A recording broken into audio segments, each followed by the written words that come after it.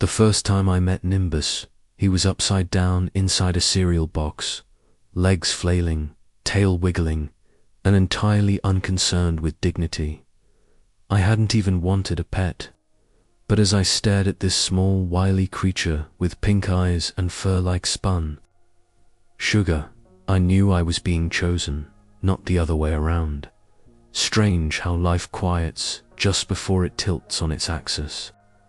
In our little Vermont town where nothing louder than a snowplow or overly opinionated goose ever stirred, past 9 p.m. things had begun to feel off. Lockboxes mysteriously emptied, porch lights flickering not with miswired bulbs, but the footfalls of people who shouldn't have been there, and doors were secured, doors left yawning open in the morning breeze, hinges creaking like uncertain whispers.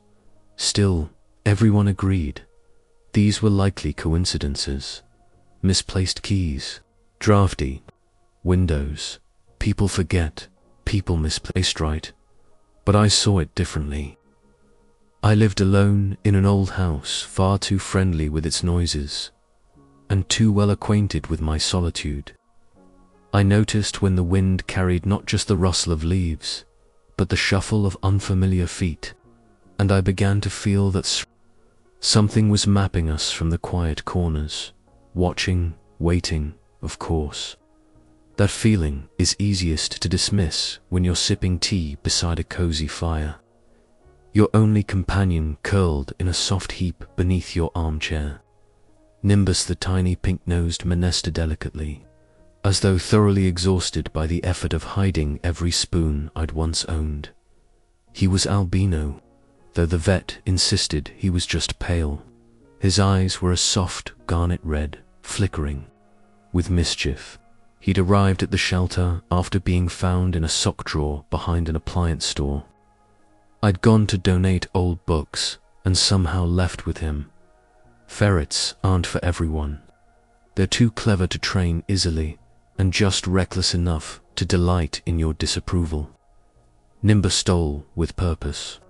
He'd filch tea strainers, even lip balm, nothing shiny, scented, or mildly forbidden.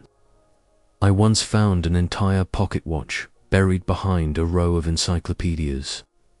It didn't belong to me, but there's something dizzyingly charming about a creature so small making the world bend around its whims.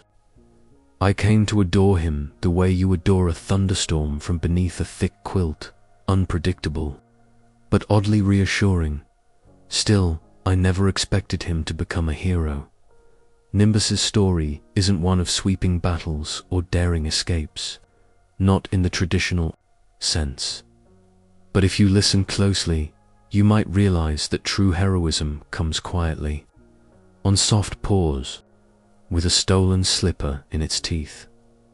It began one October evening, the kind where the air is crisp enough to sting your lungs, and the smell of chimney smoke threads through every alley.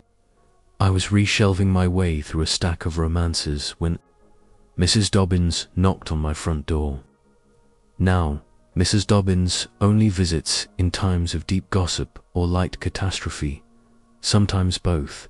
"There's been another one," she said, clutching her scarf like it might whisper secrets to her. "Another break-in, the Florellis this time. Front lock wasn't even scratched. She leaned in. They say the burglar walked right in, like they knew the way. I invited her in for tea. She declined. Of course, Mrs. Dobbins prefers to haunt porches and peer meaningfully into the middle distance. After she left, I checked my windows, doors, booby-trapped the cookie tin, just in case. Nimbus watched me with something bordering on amusement. That night, he curled up in the crook of my knee, but his ears twitched at every creak the house offered. Something tickled the edge of my thoughts then, something I couldn't quite name. The next morning, I awoke to find Nimbus missing now. Missing is a strong word with ferrets. Usually he's behind the flower tins or inside an old boot. Once, he'd been found in my neighbor's tote bag, tangled in her knitting and sound asleep. But this time felt different. The bookshelf I'd just dusted was knocked askew. The floorboard he sometimes squirmed beneath sat half-lifted, and there, just barely visible, were slim, muddy paw prints smudged across the floorboards. Nimbus wasn't hiding. Nimbus had gone somewhere. Our town isn't the type to panic, but beneath our usual beneath the pumpkin displays and sweater sales, something buzzed with unease. We all felt it, and someone, or some ferret, had noticed before we did. I didn't know it yet, but that was the beginning. That was when Nimbus became more than a mischievous pet. He became a vigilante. In fur, a guardian in miniature, the kind of hero that scurries where no one watches, whose story unfolds quietly between shadows and moonlight. Because in a world built for the loudest voices, sometimes it's the smallest rustle that signals something truly extraordinary. And Nimbus, well, ... He never did return my keys. But he returned something better. He returned the quiet comfort of knowing someone. Even someone with tiny paws and a sock obsession was always looking out. Nimbus didn't so much enter a room as erupt into it. He was less an animal and more a living exclamation mark, bounding, tumbling, vanishing into impossibly narrow spaces, only to pop out triumphantly with something he absolutely should not have. He came to me by accident, though perhaps he'd say otherwise. I'd visited the shelter, looking to drop off a donation. Box of well-loved mystery novels full of bent corners and forgotten bookmarks, the kind nobody checked out anymore. The shelter had that familiar scent of kibble, bleach, and old blankets. Mostly dogs that barked with hopeful throats, cats that blinked slowly from high window ledges. I would have left quietly, box empty, conscience clear, if not for the strange rustling coming from a cereal box on the volunteer desk. His little pink nose broke through first, powdered with cornflake dust. Then came the bright glint of eyes, followed by the rest of him in a tangle of limbs. He flipped halfway out of the box, landed in a triumphant sprawl on the table, and looked directly at me as, though I'd been late, a teenage volunteer, chewing bubblegum with alarming thunder, noticed my stare. "That's Nimbus," she said. "He's kind of insane." That wasn't wrong. I learned later he'd been surrendered twice. Once for escaping too often, and once for orchestrating the escape of someone else's guinea pig. Where others saw mischief, I saw precision. This was no ordinary creature. Nimbus operated with unmistakable intent. Against every ounce of logic and habit, I signed the papers. As I buckled him into a small travel carrier, he reached out through the mesh and plucked a pen from my shirt pocket. His first theft, the first weeks with him, were best described as ferret resilience training. Drawer latches, cabinet locks, fridge bars each implemented, each overcome. I installed baby gates. He scaled them like a tiny, determined mountaineer. He stole socks while they were still warm from the dryer. Once, he made off with my library name badge, and it took 3 days and a flashlight to locate it, wedged behind the radiator. My home, already quiet and cluttered from years of solitary comfort, became a living obstacle course of Nimbus proofing. That swiftly failed. He learned door handles. He figured out zippers. He barked once, yes, barked upon spotting a pigeon through the window. I still don't know how or why he made that sound, but he didn't just make chaos. He made it endearing. We had silent routines, Nimbus and I. He'd follow me during morning coffee, curling up in my slipper as I sat by the stove. I'd read aloud to him sometimes, watching his eyes blink slowly like he understood character development. He had a particular affection for cookbooks, especially the ones with plasticized pages that crinkled under his paws. Every now and then he'd vanish for hours, which is typical Ferret behavior. I never panicked any more, not after the third time. I found him curled inside the teapot cabinet with a cotton ball and a stress ball he'd borrowed from my neighbor's porch meditation nook. Speaking of my neighbor, there was an incident. During our monthly backyard book club, Mrs. Langridge, decked out in her mauve shawl and aromas of violet soap, left her handbag half-zipped beside the snack tray. Nimbus, ever the opportunist, wriggled in unseen by the time we noticed. He'd absconded with her reading glasses, 2 butterscotch candies, and a page from her planner. We found the glasses hours later under the potting bench. The candy was never seen again. Mrs. Langridge claimed she didn't mind. Secretly, I think she was charmed. Despite, or perhaps because of his antics, everyone loved him. School kids would wave when he rode perched in my bicycle basket, snug under an old scarf like royalty. The postman greeted him by name. Even the grumpy gentleman down the lane, who believed all animals belonged in the wild or in museums, once left out a collection of shiny coins in a semicircle, just to see which Nimbus would choose. He took 3, left a pebble in return. But it wasn't just the town that changed around Nimbus, it was me. I'd grown so accustomed to solitude that I hadn't realized how much I'd built my life to avoid interruptions. And then came this soft hurricane of fluff and mischief, who insisted without words that I laugh more, that I notice things, that I share. He even developed a bizarre fondness for rituals. Every Tuesday evening, when I defrosted the chicken stock for stew, he'd drag a single spoon beneath the kitchen table and battered it with his paw until it clattered loud enough for me to look over. Sometimes he balanced a raisin on it. I still have no idea where he found that raisin, or how he managed to place it, but not everything he did was amusing. There was one incident, small, easily missed, that hinted at something deeper behind his irreverent gaze.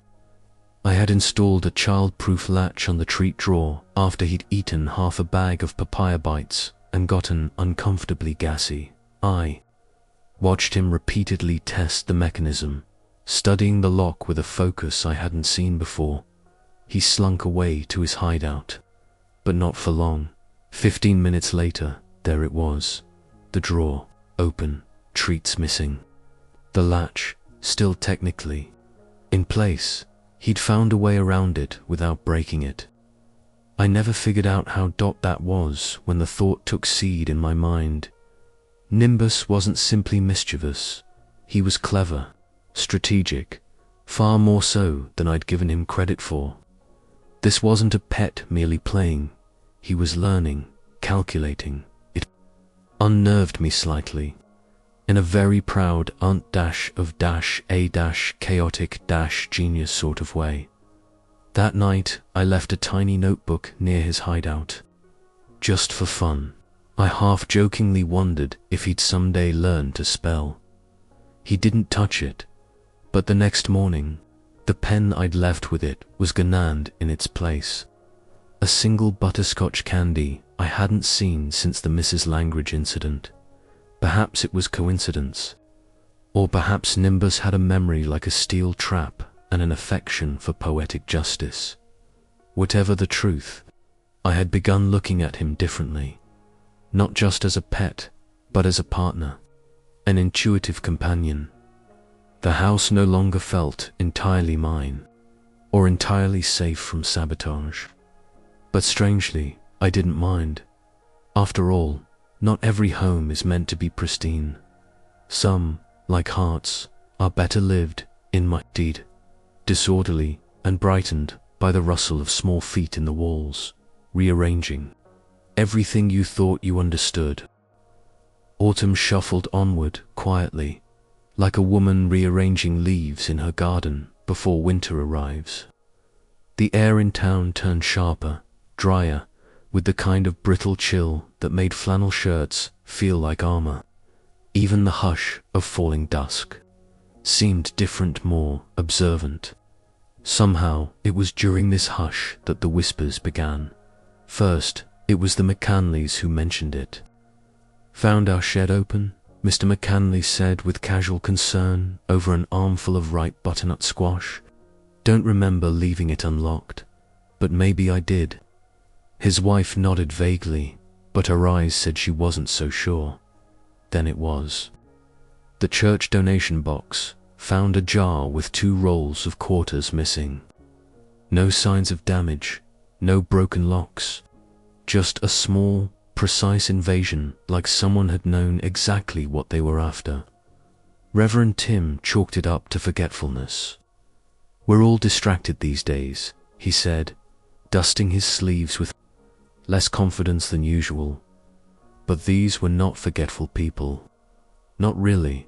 Even the dogs in town seemed hesitant during evening walks, ears twitching, noses in the wind, tails held alert. And while no one wanted to admit it, there was a growing unease, as though something had slipped between the rafters of their quiet lives and realized how easy it was to go unnoticed. At home, I found myself checking locks twice, sometimes 3 times. Still, I slept gently, lulled by the low hum of tea kettles and fireplace embers. Nimbus, on the other hand, did not. He began stalking the vents again. That wasn't wholly unusual, his love of worming through the house like a wayward pipe. Inspector was well established, but this was different, more deliberate. He'd vanish for long stretches, emerging dusty and wide-eyed, as if returning from some reconnaissance mission. He spent unusual amounts of time beneath the kitchen island. He pulled a dish towel close to the vent in the study and laid on it like a stakeout blanket. He truly stared at the back door some evenings, body coiled tight like a spring dot, and when I reached for him, called his name, he'd snap out of his watchfulness and nuzzle against my ankle, always returning with some purloined object. A bottle cap, a bobby pin, a splintered crayon, little trophies from secret adventures. One night, shortly after sunset, I heard it. A thump, not loud but deliberate. From the cellar, I paused mid-page in my book and set down my tea. Sat still, waited. The house groaned its usual waste sounds I'd grown familiar with, the old beams stretching or settling. But then there it was again, a shuffle, metal brushing wood, not wind against the window panes. Something inside. I stood, slippers muffled against the old rug. Nimbus had already slipped from my lap, tail high, eyes sharp. Together, we moved toward the cellar door. It wasn't open, and when I pressed my ear against it, holding my breath, I heard nothing, absolutely nothing. Perhaps it had just been the furnace, I thought, the ductwork adjusting, or a tree branch nudged by the breeze. I whispered as much to Nimbus, who blinked slowly up at me, unpersuaded. He slinked toward the bookshelf, paused, and disappeared behind a floorboard by morning. He was gone again. I checked his usual haunts, the teapot cabinet, the laundry basket, under the stairs where he liked to sort his sock collection. Nothing. Eventually I found him in the guest room vent, surrounded by things that decidedly did not belong to him. A measuring tape, a crystal earring, a spare copy of our libraries. Master Key, did he watch me take in the scene with a gaze that said, "Yes, I've been busy." I couldn't help but laugh, but it was a quiet laugh, a little brittle around the edges. There was something strange happening, not just in the town, but within the walls of my own house, or possibly under them. That afternoon at the cafe, I overheard two girls whispering over pumpkin scones. One mentioned her mother's necklace, missing since Tuesday. The other said her uncle had found his garage door opener in the fish tank and used, but undeniably soggy, like someone had been through his things, clumsy in places, precise in others. The map forming in my mind felt absurder, criminal uprising of misplaced trinkets and sly disturbances. And yet, it was happening. Nimbus began working at night. At first I heard only the small scuttles, the click of claws on tile. I'd wake in the early hours to find lamps knocked into new corners or the rug beneath the front door turned sideways. Once, I caught a glimmer of him dragging a shoelace toward the baseboard vent. Expression utterly serious. The most unsettling moment came a few days later.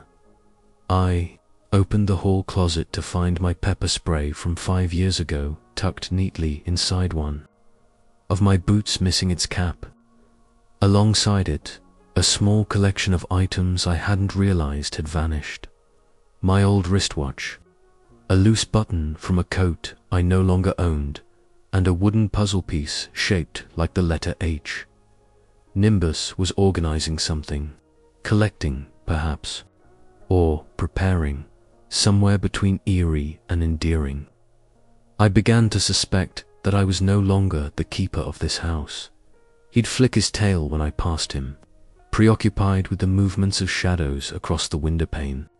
He would hover at the top of the basement stairs, not daring to descend, but staring, always staring, and just once.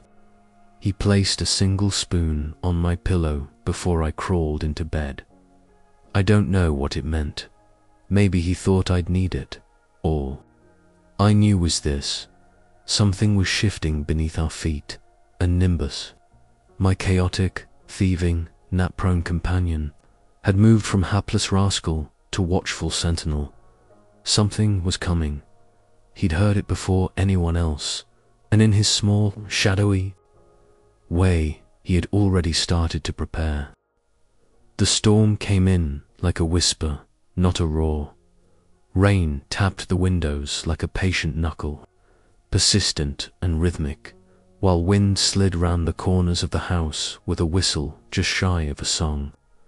The power had flickered once around dinner, casting the living room into candlelight and brief disorientation before stumbling back on again, like a half-drunk uncle with something to prove. I hadn't thought much of it at the time. Nimbus had been especially quiet that evening. That should have told me something. He'd curled beneath the armchair like usual, a ball of fluff and secrets. But there was no snoring, no settling sigh, only watchfulness. I caught him looking at the window more than once, ears twitching to each gust of wind and the rustle of branches like they were messages chewed through by shadows. I went to bed early, clutching a dog-eared copy of a mystery novel about an antique dealer and a stolen ring. My tea cooled beside me. The fireplace crackled downstairs, casting long arms of light across the hallway. Nimbus didn't follow me as he usually did. I imagine now he had other plans. Hours passed. My book fell from my chest to the floor without my notice, my glasses sagging on my nose. I was deep in the kind of sleep that doesn't really welcome you, more like it pulls you under. Tangled and dreamless, so I didn't hear them at first. Downstairs, a pane of glass shifted in its frame. With a quiet thunk, the side kitchen door, the one I always bolted religiously, swayed open by an inch. A masked figure stepped inside, followed by another, both tucked in dark clothes, moving with a level of ease that suggested they'd done this before. The taller one moved through rooms like he'd studied the house, as if he'd stood outside these walls and memorized the creaks. They silenced the old alarm system with a quick flicker-thin tool drawn from a pouch. Nimble, precise. The blinking green light on the wall turned to a despondent nothing. But I wasn't there immediate. Concerned, they moved with intent. One toward the study where a lockbox rested beneath the writing desk, the other into the dining room, scanning the shelves. The taller of the two took out a sack, quietly plucking candlesticks, picture frames, the antique egg timer I'd once inherited from an uncle who'd disliked kids but adored punctuality. And then, just as he placed the loaded bag near the back door, something caught his eye. A glint. Car keys. He snatched them up, dropped the sack beside them, then turned once more toward the study. They hadn't noticed the faint shuffle above them, or maybe they thought it was the old beams contracting against the rain. Houses make noise in storms. After all, they didn't know these weren't house sounds. They were nimbus sounds. He'd woken the second the door shifted. Or perhaps before that, heaven, before the storm rolled in. He was moving, already silent across the network of vents he knew well enough to map blindfolded. The metallic click of the lockbox dial spun to life. The shorter burglar was crouched over it, muttering at the resistance. His gloves smudged the metal, hand steady. Patient. He didn't hear the faint chitter echo from the vent behind him. Didn't spot the movement in the shadows near the kitchen threshold, and then, like a fuzzy slip of nimbus, slithered down from inside the pantry, landing with a whisper no louder than a falling feather. He darted across the floor, aimed, like a missile with a tail. Things began to vanish. The car keys were the first, lifted gently from where they'd been placed on a low side table. The taller burglar turned back moments later, brow furrowed, looked around, rechecked his pocket, whispered something frustrated to his partner. Nimbus was already gone, scampering into the wall space behind the cupboard, the keys clinking softly in his mouth. Somewhere above the basement stairs, an unused bookshelf carefully balanced for years gave a creak it hadn't before. It was old, heavy. We'd always meant to anchor it. Now it leaned dangerously. The burglar tried the lockbox again. No progress. He stood, rubbing his neck, and moved toward the kitchen, probably to check on his partner or find something that might pry the box open.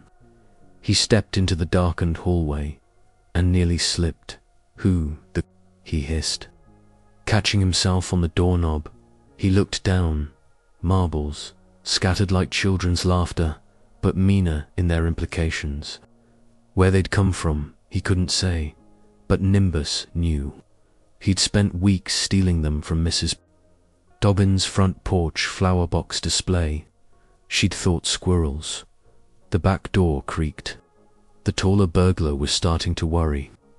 He shoved the sack onto his shoulder and muttered something about the car. But the car wasn't there, or rather it was, but didn't respond to the fob.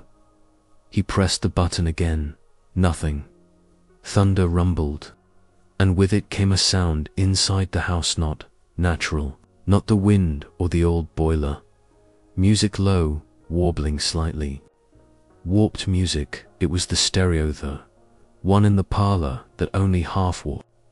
Nimbus had discovered the remote hidden in my knitting basket over a week ago and had slobbered through half its buttons, learning which ones made noise and which ones didn't. Now it sang distorted 60s swing through scratchy speakers, pulling every hair on the intruder's arms upright. Upstairs, my eyes fluttered. I stirred, pulled from sleep by sound, by the kind of pressure that presses against the ear before a storm. Breaks more fully. When the crash came the sound of the bookshelf, fully tipping and trapping something against the pantry wall. I was already reaching for my flashlight. The stairs felt longer in the dark. Every step a careful negotiation between fear and confusion. As I turned the corner into the kitchen, the The beam caught movement too fast, too messy. A man mid-stumble, arms windmilling, marbles rolling underfoot, into the counter, slipping loudly and cursing as he fell. Something in him twisted, maybe metaphorical, maybe not. I gasped. His masked eyes met mine before he tried to scramble to his feet. Footsteps pounded behind me, boots on the front steps. It was Officer Perez, and behind him, a blur of neighbor voices, someone calling my name. The music continued to play. "Elsie, you all right?" I managed a nod as he moved past me, gun raised. The first burglar was still trapped behind the fallen bookshelf, limbs awkwardly pinned. The other saw his odds, dropped the sack, ran, never made it out of the yard. I didn't scream. Not really. More of a sharp exhalation.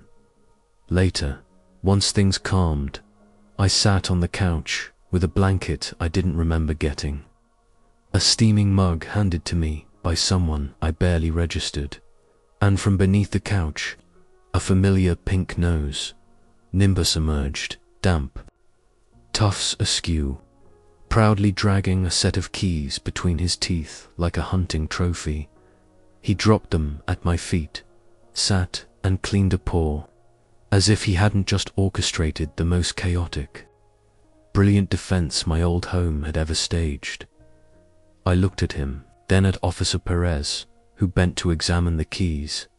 "They lost their ride," he murmured, smiling faintly.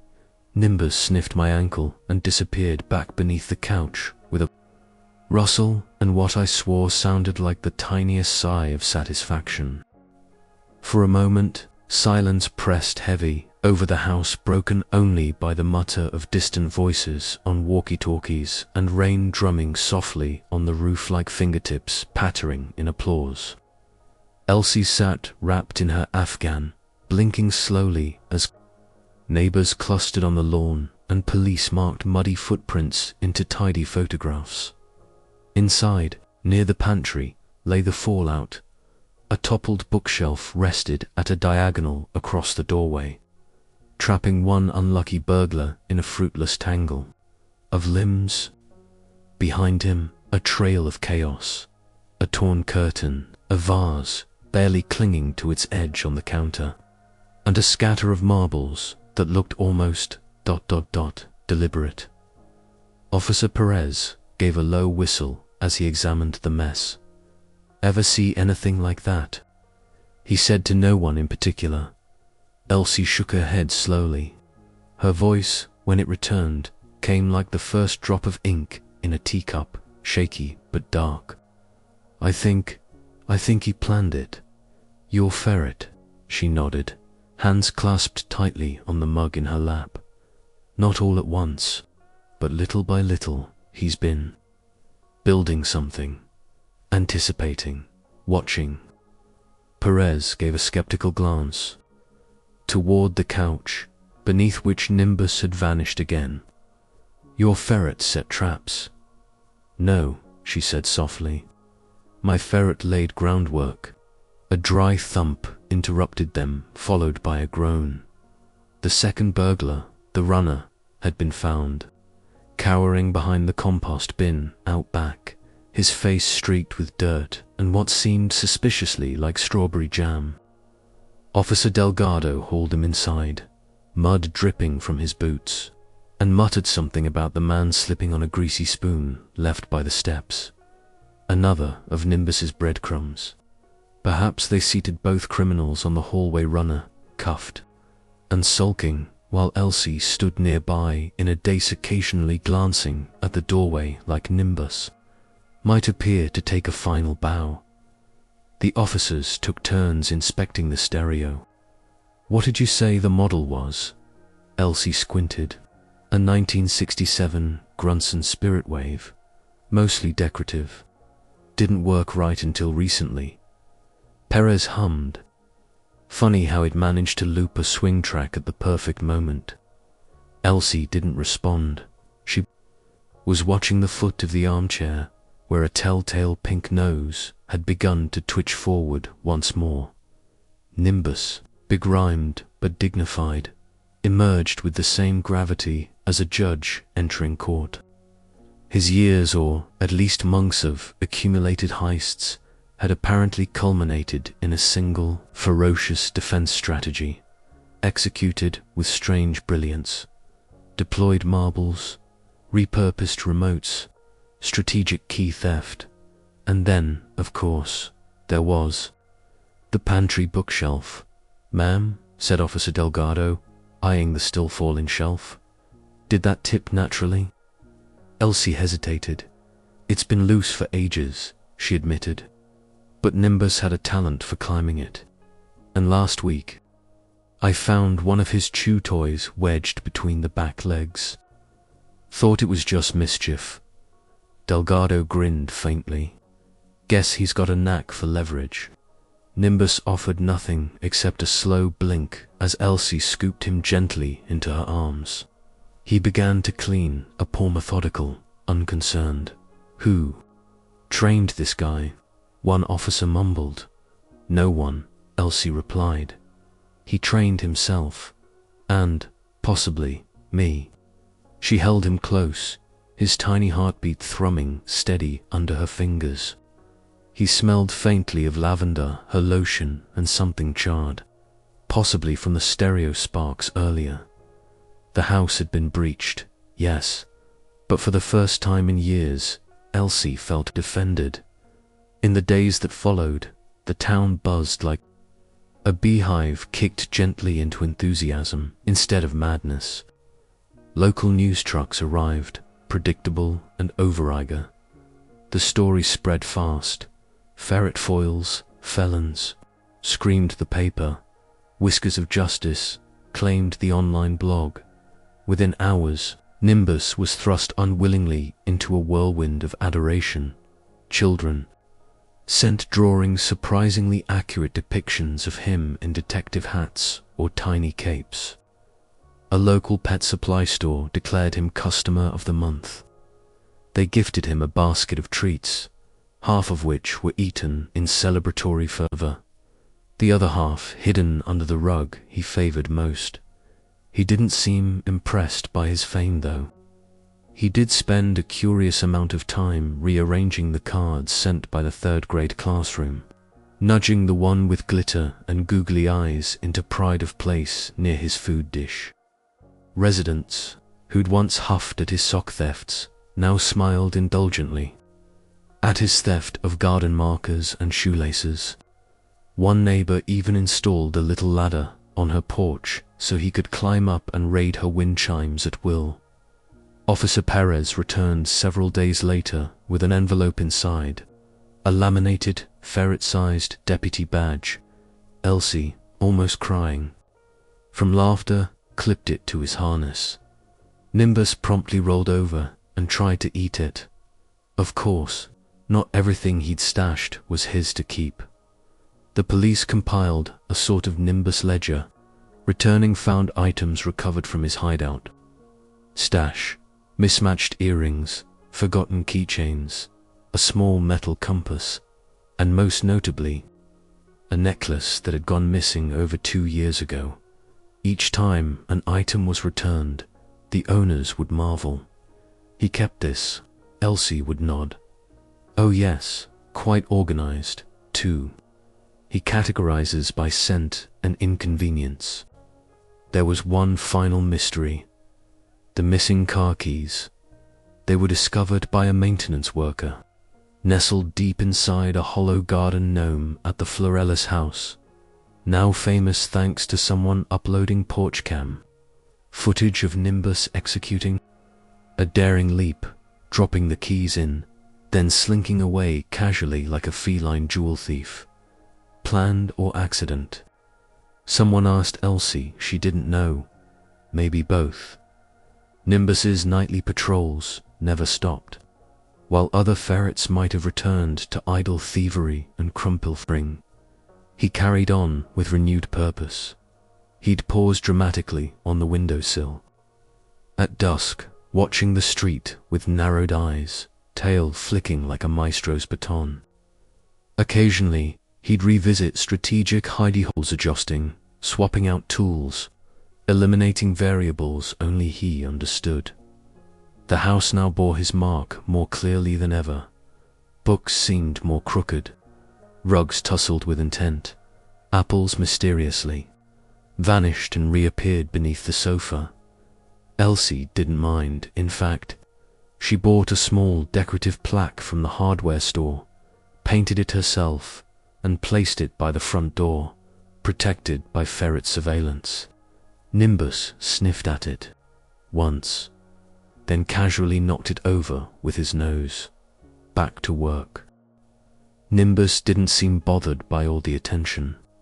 If anything, he found it a mild inconvenience that the postman now whistled when he approached, or that Mrs. Langridge had taken to leaving out fresh strawberries for the hero, spoken in a tone that suggested Nimbus might be part royalty.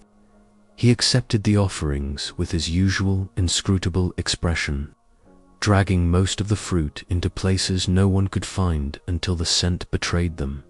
The town, meanwhile, had exploded into cheerful disorder.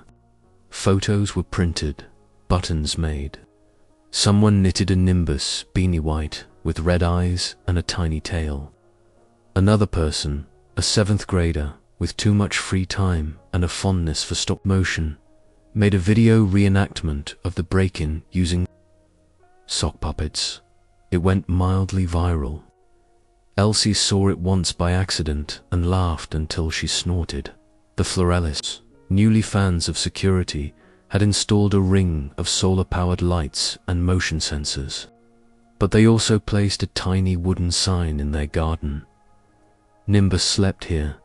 Elsie found the whole thing a bit overwhelming. She was not someone used to the attention of news crews or Facebook groups entitled Vigilante Ferret Fan Club. Membership, 83, and climbing. But something inside her felt oddly braver, as though the universe had nodded and said, "See, you weren't paranoid, you were correct, and your chaos gnome knew it before anyone else." Of all the tributes, perhaps, the most touching arrived on a rainy Tuesday. A class of local 3rd graders had sent her a bundle of cards each, illustrated with careful crayon portraits of Nimbus in a superhero mask, or driving a patrol car crudely cut from orange construction paper. One card read simply, "Thank you for saving the day, even with small legs." Elsie pinned it to the fridge. Nimbus tried to eat the corner the next morning. Another neighbor, the gruff Mr. Halley, who had once rolled his eyes at the very mention of non-working animals, stopped Elsie by the mailbox to deliver a rather awkward apology. "Didn't think he had it in him," he muttered, scratching his chin like the admission physically hurt him. "Little white fellas, all right." To which Elsie, ever gentle, replied with a mild, "He can be persuasive." She didn't mention that Mr. Halley's lost pipe had recently been found in Elsie's umbrella stand, or that Nimbus had wedged it there after a week of sniffing around the man's porch like a nosy Victorian inspector. Even the police got in on the act. Officer Delgado presented Nimbus with a small laminated badge, no bigger than a bottle cap, which read, "Junior Deputy Vermilion Precinct." Elsie attached it to Nimbus's harness, only for him to somersault immediately and attempt to chew it off. He succeeded within the hour. To no one's surprise, Nimbus's stash continued to produce treasures long after the burglars had been carted off. A silver bracelet last seen in 2008, a single roller skate, a clip-on earring shaped like an owl. Elsie began setting up a kind of lost and found near the front hallway. Word got out. People started stopping by, not just to visit, but to check the stash. Some left thank you notes. One person brought a basket of pears and a tiny scarf. For the hero, they'd written on the tag. Nimbus promptly dragged the scarf into the couch cushions and unceremoniously buried it. In stuffing, the most delightful moment came when the town paper ran a follow-up story. It featured a grainy porch, camera still of Nimbus' mid-lep car, keys dangling from his mouth like a multi-tool of justice. The caption read, "Swift justice, swift pause." Elsie had clipped it carefully and placed it inside her favorite book just between pages 94 and 95 of a novel she often reread during down evenings. She didn't need to look at it twice. The memory was already inked into the pages of her life. Perhaps the greatest mystery, the one that continued to spark debate over coffee tables and grocery aisles alike, was the matter of the missing keys and their final location, a city maintenance worker discovered them lodged deeply inside a hollow garden gnome at the Florellis property. It took a flashlight, a rake, and considerable patience to recover them. The worker, bemused but resigned, handed them to Elsie with a shrug. She smiled down at them. "It's where I would have put them," she said. Without further explanation, inside the house, Nimbus stood atop the windowsill, watching sparrows scatter across the telephone line like notes on a staff. His posture was calm, his mischief banked. For now, Elsie placed the keys on her desk before sliding open the window just a crack. The wind rolled in, cold and flannel-scented. Somewhere down the street, children's laughter burbled like a hidden spring. She glanced over her shoulder and found Nimbus still watching. She tilted her head at him, planning already.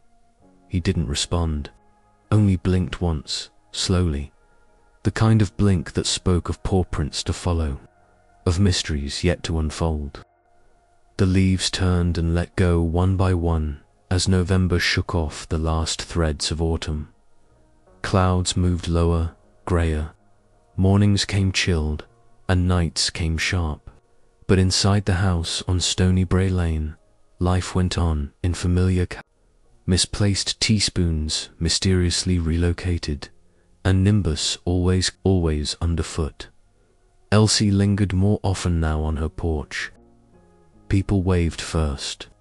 Even Mr. Halley, who used to scowl when her wind chimes clanged, gave her the occasional nod. Parents walking their kids to school paused to ask how the little hero was doing. More than once, someone offered her a pie with some variation of, "Apparently, I owe your ferret my car keys." She accepted them all with quiet gratitude and a bemused sort of wonder. Not for the pies, but for the change. The difference between being known and being seen. Nimbus adjusted, as ferrets do, to his evolving celebrity. He became selective in his public appearances and much more deliberate in his chaos. If he knocked something over now, it often had a purpose. If he stole something, it was often returned exactly where you'd least expect it, wrapped in his mind in ceremony. A pinnacone in your mailbox, a glitter pen in your shoe. Tiny things, out of place just enough to make you smile. For Elsie, routine had shifted. She hadn't realized, until after everything that had happened, how much she'd built her life around. The idea of quiet invisibility, a kind of self-selected background noise, still as teacups on a shelf. But when the world watches, even kindly, you begin to see yourself differently. She dressed brighter now, let her hair down, hosted her book club inside for the first time in years, over mugs of spiced cider and the low thrum of rain on the windows. Nimbus attended, of course. He made off with a teaspoon and a knitted coaster. No one minded sometimes. Late at night, Elsie would find him at the window, tail flicking slightly, eyes trained on the street. Watching, there was something deeply comforting in that, in knowing someone saw the world and cared to note it.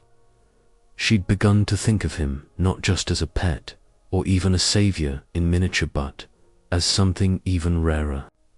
A witness. Word of Nimbus's courage traveled strange and winding roads. Pet shelters began receiving more interest in ferrets than ever.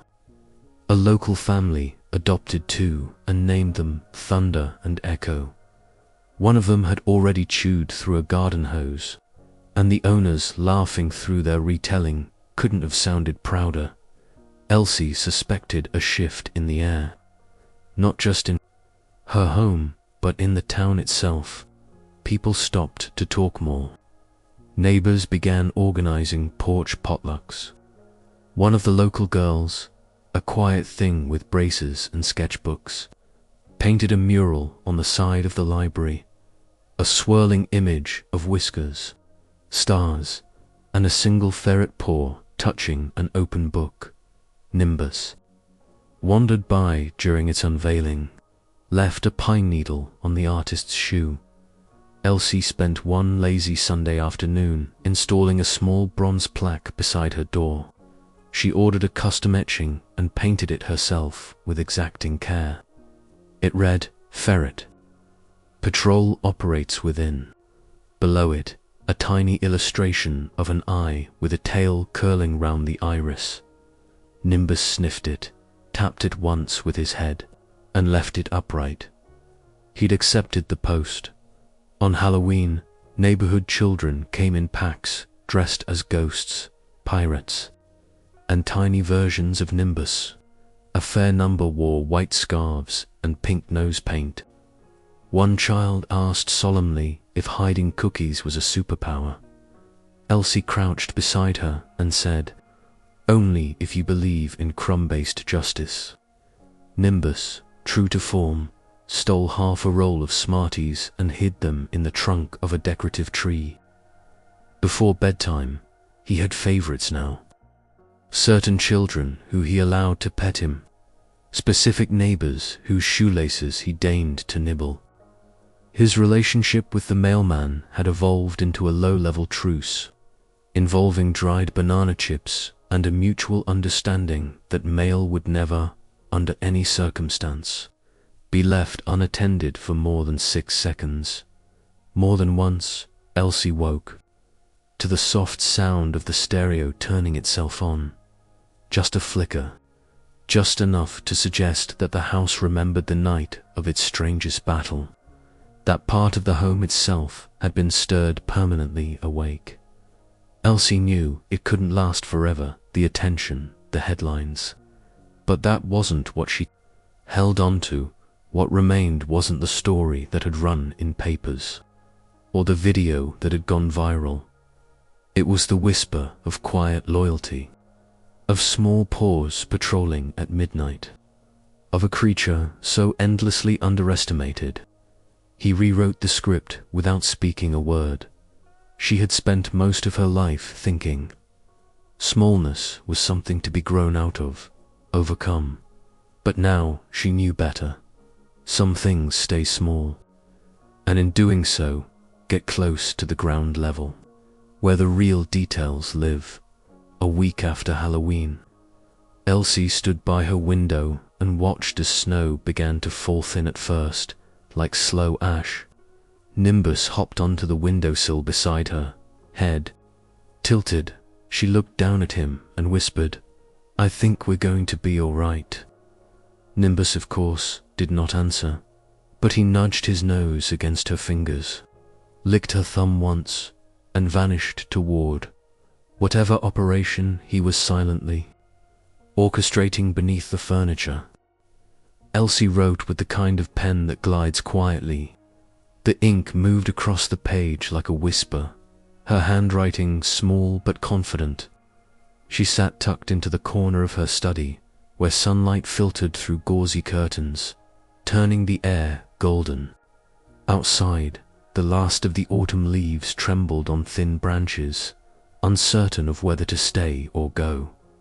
Behind her, the old clock ticked with a gentle, irregular rhythm that would have irritated anyone less fond of imperfection. But for Elsie, it was like the house breathing. She paused her writing only to glance at the armchair beside her, empty for now. its usual occupant off conducting his mysterious morning patrol. She dipped her pen again. I used to think the world passed quietly. By certain people, she wrote, that if you chose not to speak too loud or take up too much space, you simply faded into the edges. I think I lived that way for a long time, or at least I tried to. Her pen moved steadily, trailing her thoughts like footsteps. But the truth is, smallness has nothing to do with silence. Some tiny things make the most enduring noise. The creak of the hallway floorboards warned her before the little white blur appeared. Nimbus. A puff of fur and deliberate energy. He paused. In the doorway, tail up like a plume, then trotted over to her. Something clutched in his mouth. It was a piece of wrapping paper. Bright blue. Ripped at the corner. He placed it at her feet like an offering, blinking, waiting. Is this from Mrs. Langridge's rubbish bin again? Elsie asked softly. No answer, of course. Just a shuffle of claws against wood and then a small hop into her lap.